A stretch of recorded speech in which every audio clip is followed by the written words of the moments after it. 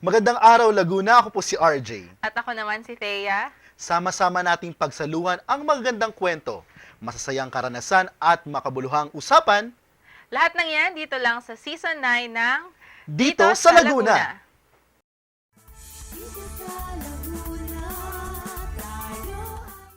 Magandang araw Laguna, magandang araw sa iyo partner. Magandang araw din. Ayan, ano ba ang ihahain natin sa mga taga Laguna ngayong umaga? Alam mo, tamang-tama yung term na ginamit mong ihahain. Kasi pagkain ang topic natin ngayong morning. Tanong lang partner, ano ang pagkain na hindi mawawala sa hapagkainan ng mga Pinoy? Mahirap yung tanong mo Talaga. Usapang pagkain yan eh. Pero syempre hindi mawawala sa lamesa ng mga Pinoy ang kanin. Siyempre, sa 3 beses or more na pagkain ng mga Pinoy, yan ang hindi talaga nawawala. Tama ka dyan. At hindi lang sa yung 3 times a day, tayo pag merienda natin, gawa sa kakanin, yung ibang pagkain natin, gawa rin yan sa suman. bigas. So, partner, ang problema nga lang, pagdating sa pagkain ng kanin o bigas, yan. Interchangeable yan kanin at bigas, yung pagbabudget. Di ba? Napakamahal ngayon ng bilihin at kasama dun sa pagtaas ng presyo ng bilihin ay yung bigas. Correct ka dyan. Kaso may alternatibo naman tayo. Bukod sa bigas, marami ring Pinoy ang kumakain ng mais. Lalo na sa bandang Visayas at Mindanao. Tama yan, partner. Kaya lang, katulad ko, hindi ako masyado mahilig sa Makanin ka talaga eh. Hindi naman halata, partner, no? 2 cups ba? Paano kami? Hindi kami masyado mahilig sa mais. Dito papasok ang pag-uusapan natin ngayong umaga. May nabalitaan kasi ako na technology kung saan pinaghahalo ang bigas at giniling na mais. Tinatawag natin itong rice corn blend. Makakasama natin ngayong araw ang isang research professor sa College of Agriculture sa UP Los Baños upang ipaliwanag ito sa atin. Partner. Yes, partner. Kasama po natin sa studio si Dr. Artemio Salazar. Good morning, Doc. Good morning sa inyong dalawa. Good morning, sir. At sa lahat ng staff ninyo. At sa lahat po na nanonood na Aba, ating pong syempre, programa. oo. Kung walang nanonood, wala tayo. Ayan po. So, Doc, ano po ba yung sinasabi na healthy alternative na pinaghalong bigas at mais? Okay. Alam niyo, yung sinasabing ilang beses kumain sa maghapon, no? Ang naging problema niyan tumaas ang incidence ng diabetes. So masyado tayong maraming kumain ng kanin, Tama. hindi naman nasusunog ng katawan, ayan, ay nagkaroon ngayon ng increased incidence ng diabetes. So itong ating alternatibong ito ay hindi lamang para makabawas tayo ng importation ng rice. Kasi tayo na ang pinakamataas mag-import ng rice sa buong mundo. Sa buong mundo. Samantalang Record. dito nag-aral sa UPLB ang mga taga-ibang bansa kung paano mag-produce ng rice. Bukod doon ay yung ating diabetes incidence tumaas din. So yung pinopropose natin dito ay isang klase ng pagkain na matagal na namang naandito, kaya lang hindi natin nabibigyan ng pansin. Yung mais. Kasi yung rice, kung matunaw yan sa ating katawan, yung well-milled rice, ay 2 oras lang yan. Ang mais, umaabot yan ng 4 hanggang 5 oras. Kaya pag kumain ka sa umaga, ang susunod mong kain tanghalian na, matapos hapunan na. Kaya Wala ng AM wala snacks. nang in-between. Yun. So, itong ating programa, ay inilalahok natin ngayon ang mais sa rice para mas tumaas ang consumption ng corn, ma-address yung isyong sinabi ko, at mabawasan yung ating importation ng rice. So, ang ginagamit natin dito, ibang klase namang mais, yung tinatawag na quality protein maize. Quality protein maize. Okay. Galing yun dito, sa t-shirt na ito. Ayan. Yung sabi ni Sir. CIMIT, Centro Internacional de Mejoramiento de Maíz y Trigo. International Maize and Wheat Improvement Center. Naka-base yan sa Mexico. Kaya pala ganun yung tunog. Sabi ko, ganun yung... Mais itrigo. International Maize and Wheat Improvement Center. So, sila yung nagpalaganap nito. Actually, ang original ay galing sa US. Pagkatapos, pinaganda pa nila yung technology. So, ngayon, nagkaroon na sila ng tinatawag na quality protein maize. So, yun ang ating in-adapt naman dito, in-improve natin. At yun ang ating ipinopromote ngayon. So, Dok, ano pong pinagkaiba nitong quality protein maize sa karaniwang mais na alam natin? Okay. Dito? Magandang tanong yan. At ito yung crux of the matter.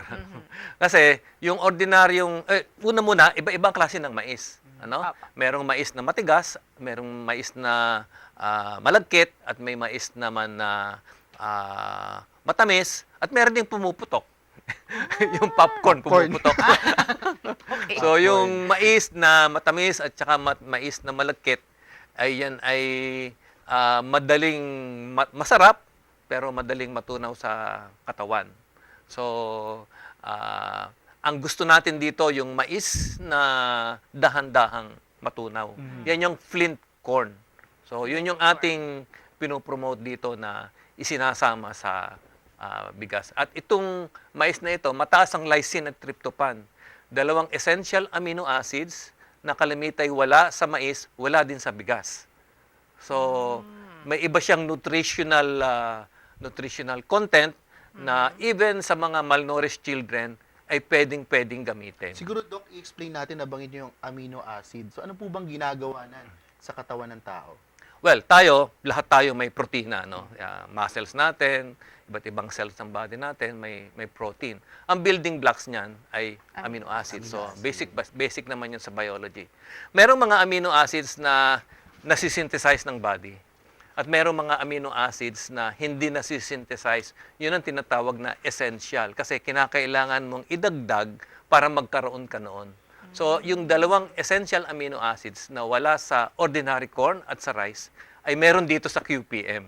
Yun, So, ang dagdag niya. Oo. So, meron ka ng feature ng corn na matagal matunaw kasi every 4 to 5 hours lang Hindi siya ka agad matunaw. gutom. Pagkatapos, meron pang additional advantage, nutritional advantage, yung lysine and tryptophan. Para bang pag kumain ka ng QPM, uminom ka na rin ng silin.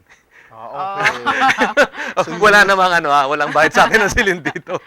So, nakita po natin yung sa discussion natin, partner, no, yung na-introduce natin yung QPM at nabanggit din natin yung rice corn blend na produkto na atin pong nais malaman ng ating mga manonood dahil nga nabanggit natin yung presyo mahal. Ano pa? Yung Marami- health, niya. benefits din. Siguro, Doc, nabanggit niya kanina natin yan, healthy alternative po yung pinaghalong giniling na mais at bigas. Ang tanong ko naman po okay ba ito sa diet kumpara sa kanin lang? And ang tanong po, katulad ko po, ako yung mahilig sa kanin. Hindi naman po So, masarap ba yan?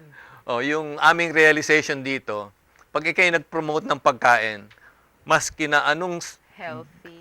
healthy advantages niyan, ay hindi kakainin pag hindi masarap. Pero Lasa Doc, talaga. nabanggit na ni Doc yan, ha? So, mamaya siguro sa atin pong mga nanonood dito sa Laguna, abangan natin, masarap ba talaga ang rice corn blend na binibida po ni Doc Art? Magpapas Mapasabay yan kay RJ. Yan ang talagang barometer. Ako talaga partner. So mag-pause lang tayo for a short break, kaya tutok lang at abangan ang sagot ni Doc sa pagbabalik ng paborito niyong programa tuwing weekend dito sa Laguna.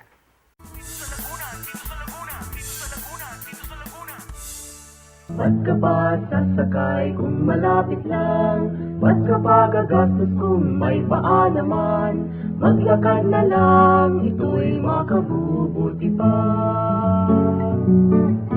Makatitipid ka na, sisigla ka pa. Kung maglalakad na lang, imbis na sasakay. Perang may ipon, magagamit para sa iba. Maglakad na lang, tayo maglakad. Maglakad para sa inyong kalusugan.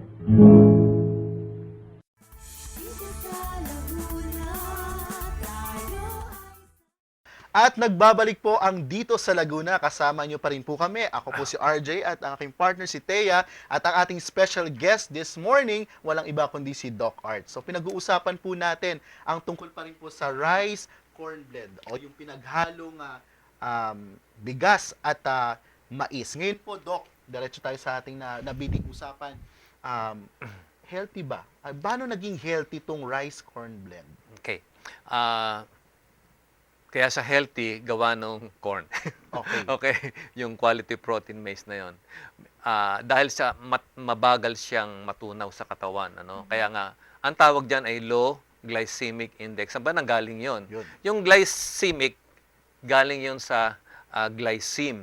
Actually yon another term for glucose. Ayan, glucose. Okay? So another term for dextrose. 'Di ba pag nagkakasakit, ang isinasaksak sa iyo ay dextrose. Dextrose. Pure glucose 'yon. Okay. Okay? So, pag kumain tayo ng kanin, whether rice or corn or kamote, ang ating kinakain ay starch, which is kabit-kabit na glucose. Okay? So, ang tinatawag na pag-determine ng glycemic index, pag kumain ka, ay titingnan kung gaanong karaming glucose ang na-digest from the starch. So, kung ang kinain mo ay mabagal matunaw, kakaunting glucose ang makikita sa dugo. Ano? Pero kung kung mabilis matunaw, maraming glucose. So, yung ginagamit ditong reference, yung mismong pure glucose. So, syempre, pag kumain ka ng maraming glucose, di glucose yung makikita sa dugo mo. Ano? Pero, pag kumain ka ng kanin, ganong karaming glucose. Kaya, ang tawag nga doon ay tinatawag na glycemic index. Kung low, ibig sabihin, mabagal yung pagkatunaw ng starch into glucose. Kung high, ay di mabilis. Ano, katulad ng mga masasarap na bigas. Ayan. So, Doc, parang nabanggit natin yan, di ba, sa bigas. Kasi naririnig ko, partner, yun, di ba, kapag diabetic ka, bantayan mo yung sugar mo. Yan, Tumataas ang sugar mo. Oo. So, pwede ba natin sabihin yung sugar na yon yung binabanggit yung glucose? Actually, yung sugar, yun ay hindi yung sugar na table sugar. Okay Kung po. hindi yung glucose, di ba? Nasa Yung ating basic biology. Na, ano ba yung photosynthesis? Photosynthesis is carbon dioxide plus water is carbohydrate. Kaya nga tawag dyan ay carbohydrate. It is hydrated carbon. Ano? Okay po. So, yun ang glucose na pag pinagkabit-kabit ay starch. So, yun yung, kumbaga, so pag naging carbohydrate na siya, para naman magamit ng katawan natin, chachapin uli yan, enzymatic process yan. So, in the process, ay magiging namang ATP na yun naman ang magiging energy currency ng cell, di ba? So, yun yung kabuuang istorya niyang tinatawag nating carbohydrate. Yung proseso. Yun no? ang proseso niyan. Pag-transform ng kanin na So, kinakain natin. From the sun, magiging chemical energy. So, yan ang wonder of nature. Si Doc talaga doktor na doktor. Parang nasa science class ako eh. Pero nabanggit po natin, so halimbawa, diabetic ako. Parang dahil kailangan mag-ingat kasi nga mataas sa sugar ang kanin. So, masasabi natin na itong rice corn blend na atin pong ipinopromote ay mainam for them dahil nga masasabi nating mas mababa yung GI niya. Oo. Yung pagiging low GI, that makes corn a miracle food. Ano? Kasi nga, dahil sa mabagal yung kanyang pagkatunaw, kung ikaw ay diabetic, ang problema sa diabetic, nagpa-fluctuate yung blood sugar. Either sobrang taas o walang blood sugar. Ano? Kapag sumobra yung blood sugar mo, yung marami kang glucose sa katawan, masama yun, maraming nadadamage na organs. Kung mawalan ka naman ng blood sugar, patay ka kasi walang energy yung cell mo. Tama, Doc. So kung ang iyong pagkain ay yung mabilis matunaw, ay magkakaproblema ka. Either sobrang taas o mawawala. Ano? Kasi kung naubos na yung kinain mo, di wala na. Ano? Ang kagandahan ng low glycemic index foods like corn, regulated yung yung pag-release. So kung ikay diabetic, hindi ka mauubusan ng blood sugar. Hindi rin sobrang taas. Hindi magsaspike, hindi Ngayon, mawawala. kung ikaw ay athlete, katulad ni Manny Pacquiao, tulad ng mga long-distance runners ng Ethiopia, kasi diyan sa Caprica, ang pagkain nila diyan ay marami mais. Mais. Sa Kenya, ay tuloy-tuloy naman ang iyong Ang energy energy. kasi dahan-dahan kang bubugahan ng ng energy. Kaya sabi ko nga, miracle food itong corn. So, healthy talaga. Healthy talaga siya. May rice sakit? corn blend. O athlete, Pwede. isa. Oo. Okay, partner? Okay, healthy. Oh, healthy Pero, talaga. ang tinatanong nga po ni RJ, Ayan, mga gusto ko yung tanong na yan. mga rice lover Pilipino, ay ang lasa. Sabi nga ni Sir, kahit gaano ka-healthy ang produkto mo na pagkain, Oo. kailangan lasa pa rin ang labanan. Oo. ng Na, mga partner, nakikita mo consumers. na ba itong Oo, nakikita? meron Yan. tayong kanin. Malamang ulam dyan. So, Doc, yan yung... Ito, yan, yan. yung corn, Rice corn. blend. May sticker, pero kung makikita Ayan. natin, pwede bang i-focus to? Sige, try nating i-zoom. So, makita natin to na parang durog lang Bigas na talaga. bigas. Kaya Bigas pwedeng, talaga siya, no, partner? pwede mo siyang ihalo sa bigas at pag naluto, hindi mo na masasabi na may mais yun. Parang ito, yung nasa Oo, harapan mukhang, natin. Ayan, Oo. sige, tikman Husgahan, natin. partner. Husgahan, Tikman na partner. natin. Sige. Wala talagang ulam, no? Ako din. Natin. Sige, partner. Lasang kanin. Ayan. So, pag kinain mo, hindi mo sasabihin may matigas, may matalas, walang ganon, kundi ordinary rice. Pagkatapos, ang effect niyan sa inyo, hindi kayo madaling magutom. Hindi na ako mapagsalita, partner. Sarap ba? O, para sa iyo yan, RJ. Mamaya, alam mo na mangyayari dyan. Oo. Okay. So, sa mga nanonood, na-try natin, no, si partner, Sarap. ano masasabi mo sa... Lasang kanin lang talaga At siya. wala akong naramdamang parang, ni-expect ko kasi parang may difference na lasa. Oo, yung gritty sinasabi. Parang kanin lang Oo, talaga. oo. So, sa mga nanonood, kami po mismo ang nakatikim ng rice corn blend at napakasarap po nito. So, mamaya po siguro sa ating pagbabalik sa ating pong programang dito sa Laguna, may mga tatanungin pa tayo kay Doc Art. Sa pagbabalik po yan ng Dito sa Laguna.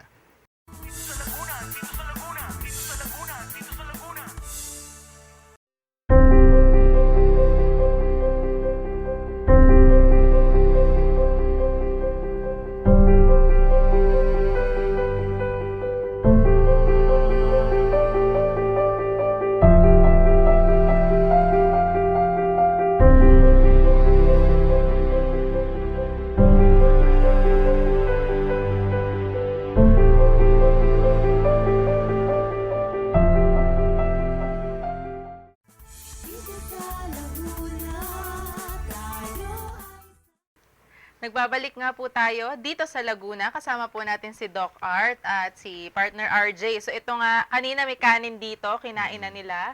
So Naubos na ng staff po namin. naubos Ang na. bilis. Sarap. Ito po yung pinag-uusapan natin ngayon, yung corn grits. Ito yung ihahalo mo sa bigas. Mhm. At kanina na-testing na natin yung naluto na kanin. At off the air, na Lasang pag-usapan kanin. natin, partner, no, na pag nagtitimpla tuloy ang sasabihin ko, pag haluin kasi, magbe-blend nga po tayo, 70-30. 70 yung percent ba? O yung 70 yung Percent ng white rice Oo. and 30% naman po yung sa corn green. Oo. So, Doc, i-ano nyo nga, paano ba namin lulutuin? Mas madaling Oh, i-imagine. hindi na natin kinakailangan ng digital weighing scale.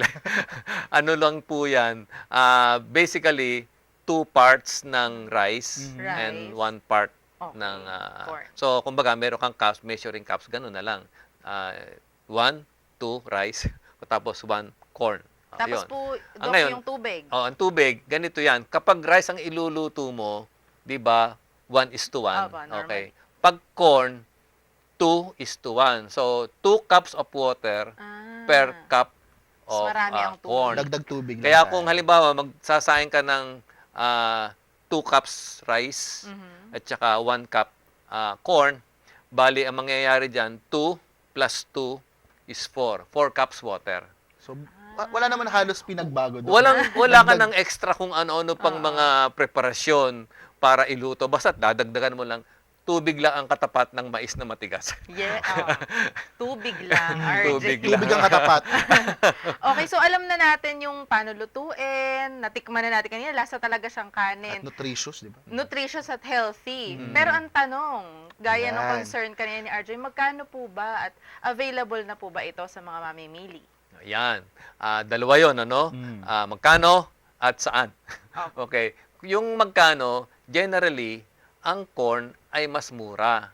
Kasi ang corn, hindi siya irrigated, rain-fed lang siya. Ngayon, miski siya rain-fed, mataas din ang ani niya. Kaya, talo niya ang rice. Ang rice kasi, kinakailangan kang mag-irrigate para makuha mo yung mataas na ani, di ba? And we Maraming spend a lot for irrigation systems. Sa corn, hindi. Sahod ulan lang yan. Pagkatapos, ang yield ng corn ay mas mataas kaysa sa rice. Kasi, physiologically, may sinasabi tayo, di ba? para sa ating mga estudyanteng nakikinig. C4 versus C3, 'di ba? Mas photosynthetically efficient yung C4, which is corn, and rice is a C3. Okay. So, mas mabilis ang accumulation ng biomass per unit time, kaya mas mataas ang ani niya. Kaya pwede siyang Mas mura ibenta ng mas mura. Okay, magkano? Magkano? Yan. Inaabangan yan ng mga nanay eh. Magkano, Doc? Magkano? Ang reference price ho natin sa Cebu. So kung magkano, kasi mga Cebuano yung kumakain talaga ng purong Mais. Talaga. mais, no? Baka nga yung ating bagong president-elect Oo nga. nagmamais din yan kasi galing siya doon sa South. Si Manny Pacquiao is confirmed corn eater.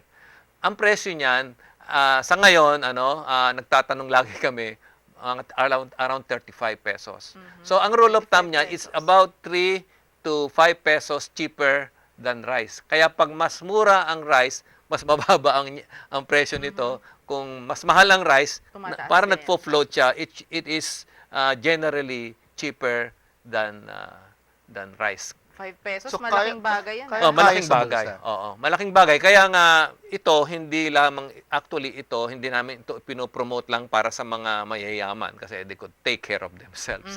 Ang aming target talaga yung mahirap. Kaya lang pag mahirap, ang association nila sa corn ay para lang talaga sa mahirap.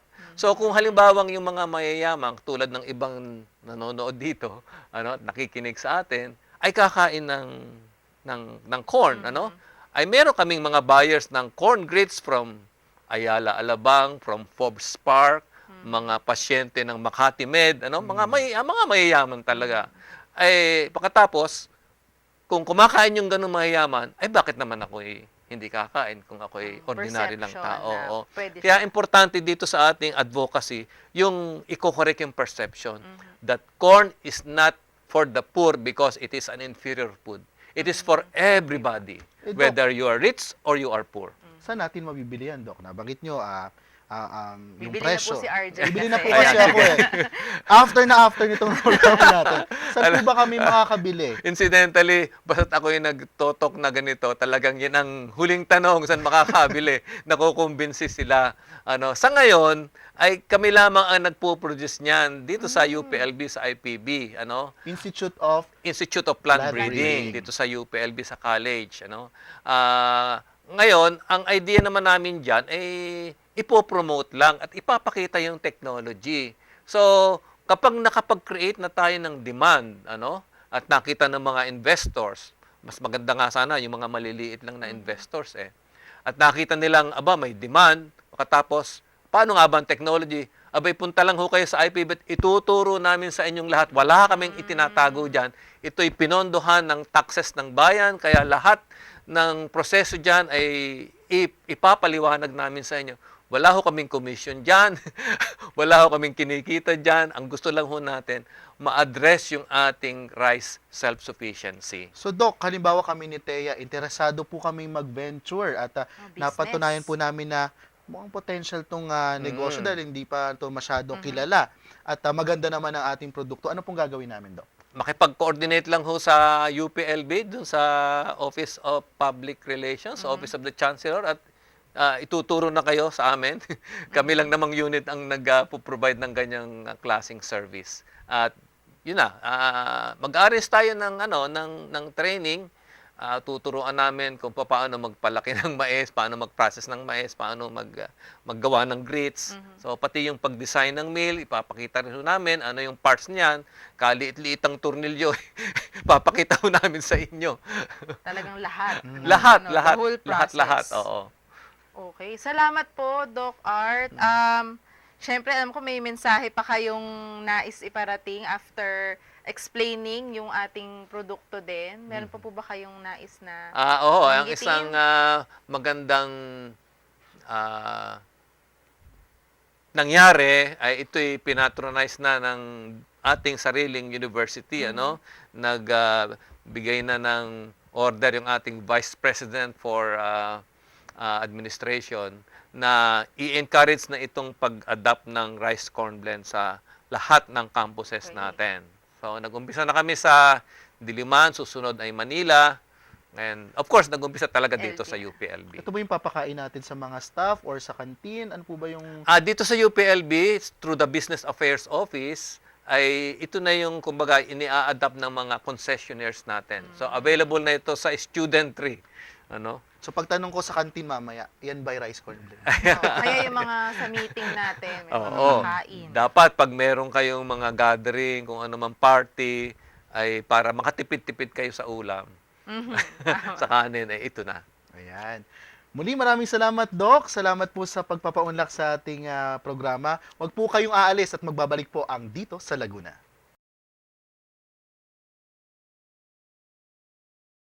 Ba't ka ba sasakay kung malapit lang? Ba't ka pa gagastos kung may paa naman? Maglakad na lang, ito'y makabubuti pa.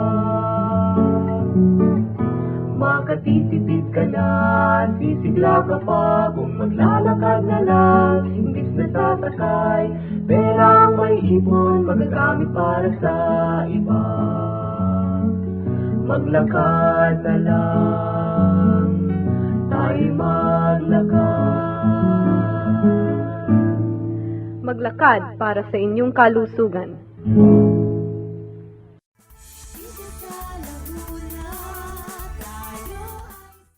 Nagbabalik po ang Dito sa Laguna. So, partner, anong natutunan mo ngayong episode? Well, maliban sa nabusog tayo, Oo, partner, no? naubos na nga. Na natutunan natin na meron pang alternative, lalo na sa mga health conscious at nagtitipid.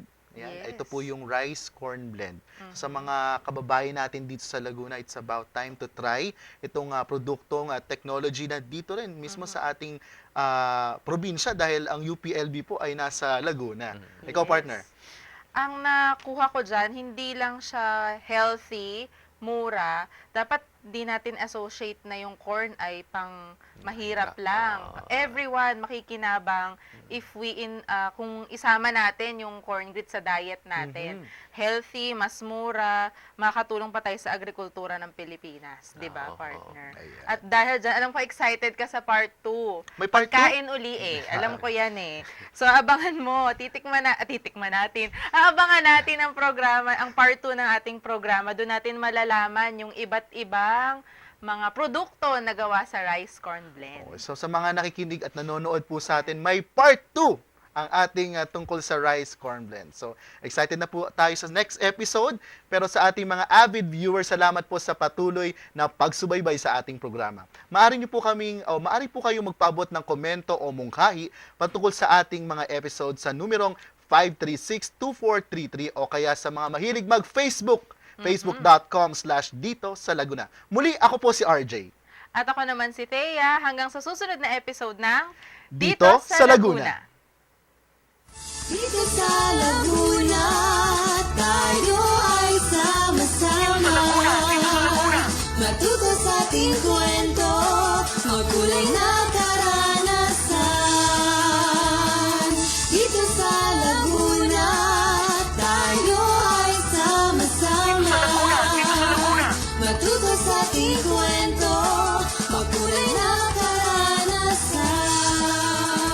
Dito sa Laguna, dito sa